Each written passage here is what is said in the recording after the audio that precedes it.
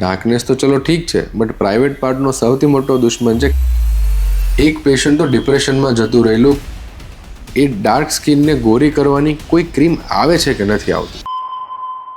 ડાર્કનેસને દૂર કરવા માટે લોકો ડેન્જરસ એક જાદુગર જેવું કામ કરે છે.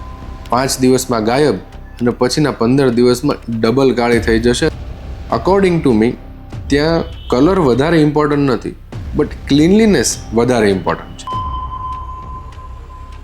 એક ફ્રેન્ડનો ફોન આવ્યો કે પ્રાઇવેટ પાર્ટની સ્કિન કાળી હતી ને, તો મેં ઘસીને સાફ કરી, હવે છોલાઈ ગયું ને લોહી નીકળે છે. એક પેશન્ટ તો ડિપ્રેશનમાં જતું રહેલું, કેમ કે એને એવું લાગતું હતું કે આટલી ડર્ટી છે, હું કેટલો ખરાબ માણસ છું. અને કોઈક લોકો તો ડિટર્જન્ટથી સાફ કરે છે, કેમ કે એટલી કાળી છે ને તો એને એમ છે કે ડિટર્જન્ટથી સાફ કરે તો એ જતું રહેશે. શું તમને પણ આવા બધા પ્રશ્નો થાય છે? તો જસ્ટ રિલેક્સ, કેમ કે આ વિડીયોમાં હું તમારા મગજનું સૌથી મોટું ટેન્શન દૂર કરવાનું છું.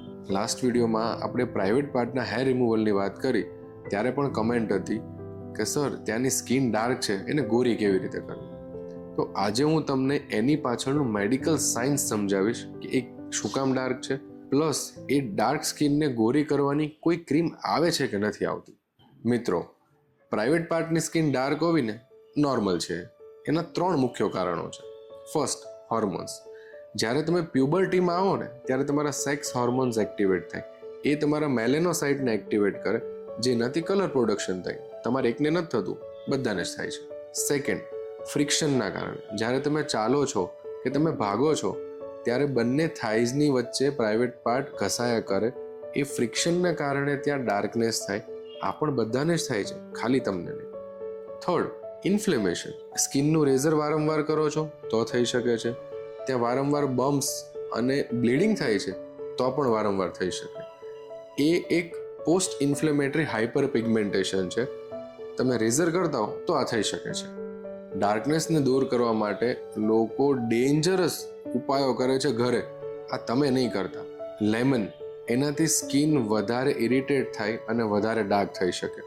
ટૂથપેસ્ટ, એનાથી પણ સ્કિન ઇરિટેટ થાય, ત્યાં ઇન્ફેક્શન થઈ શકે છે અને બ્લીડિંગ પણ થઈ શકે છે. સ્ટીરોઇડ ક્રીમ એક જાદુગર જેવું કામ કરે છે. 5 દિવસમાં ગાયબ અને પછીના 15 દિવસમાં ડબલ કાળી થઈ જશે અને સ્કિન પણ પતલી કરી નાખશે. તો હવે સોલ્યુશન શું? 4 સિમ્પલ સ્ટેપ છે. ફર્સ્ટ, વજન ઓછું કરો એટલે ફ્રિક્શન ઓછું થશે અને એનાથી કલર ઓછો બનશે. Second, loose undergarment. ટાઈટ કપડાં નથી પહેરવાના, જેનાથી ફ્રિક્શન ઓછું થાય અને કલર ઓછો બને.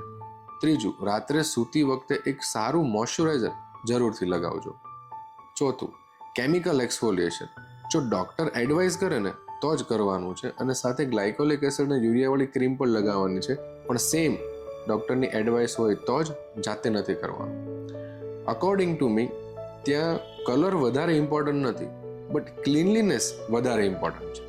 ડાર્કનેસ તો ચલો ઠીક છે, બટ પ્રાઇવેટ પાર્ટનો સૌથી મોટો દુશ્મન છે ખંજવા. તમને ડાર્કનેસ થાય એટલે તમે ત્યાં ઓઇલ લગાવો પછી પસીનો થાય અને પછી શરૂ થાય ફંગલ ઇન્ફેક્શન.